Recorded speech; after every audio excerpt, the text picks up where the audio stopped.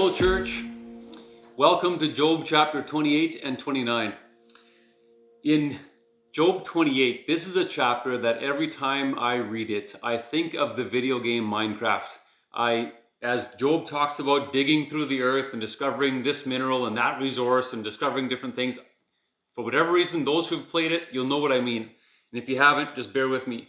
But Job makes this powerful point. His whole point of talking about discovering these resources in the ground is to point out that wisdom is neither discovered like that, nor could any of those resources. Doesn't matter if you come across a gold mine. You cannot use those resources to buy wisdom. His whole point lands in verse 23 when he says God alone knows where wisdom comes from and where it dwells. And so wisdom comes from God. That alone would be a good question to sit and just ask the Lord, Lord, where do I go when I'm looking for wisdom? Am I actually coming to you for the wisdom, or do I go anywhere else?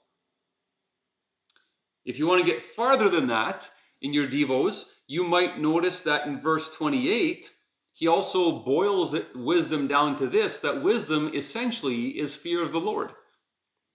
This is a large theme woven throughout lots and lots of scripture. It lines up with things like Proverbs 1 verse 7 and 9 verse 10 and so on. But fear of the Lord is the beginning of wisdom. And what's really neat is that elsewhere in the Old Testament, in Deuteronomy 17, for instance, in verse 18 and 19, God includes in scripture that fear of the Lord is something that can be learned. And if you don't have a full measure of it, you can actually acquire it. And if you look at Deuteronomy 17, the method there given to how to learn it is to engage with scripture daily and then ask the Lord, where is the wisdom you have for me in it? What's the message you have for me in it? That was already his pattern way back in the Old Testament. It's the same pattern today. And if you're wondering what fear of the Lord even is, fear of the Lord is like having such a holy, almost intimidating sense of who God is that it actually scares you. But in that place, that fear actually draws you close to him, not far away. It doesn't repel you, it draws you close.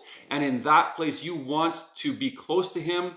You want to live in such a way that you please and honor him in everything that you do, but you're very aware of who's in charge and who's in control. That's loosely what fear of the Lord is.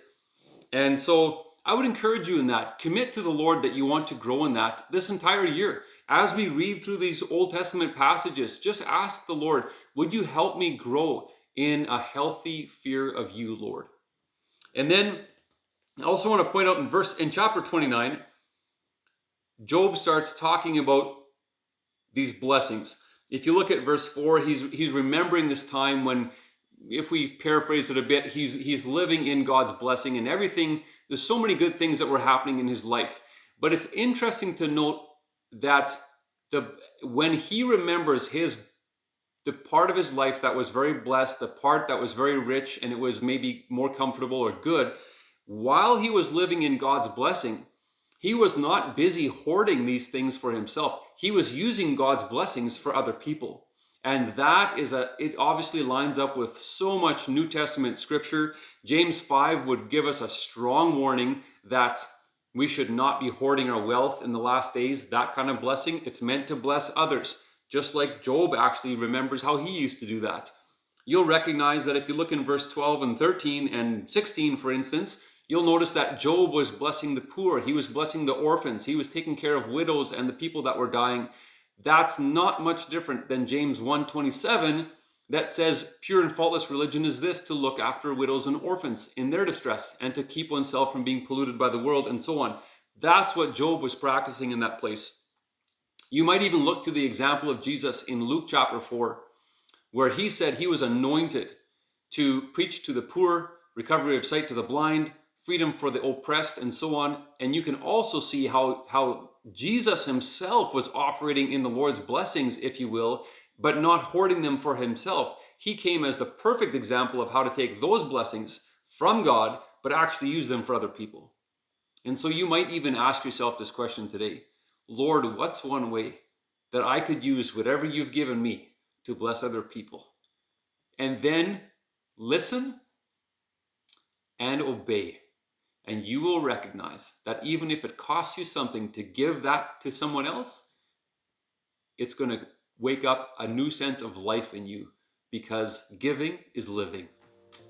Be blessed today. Enjoy your time with Jesus.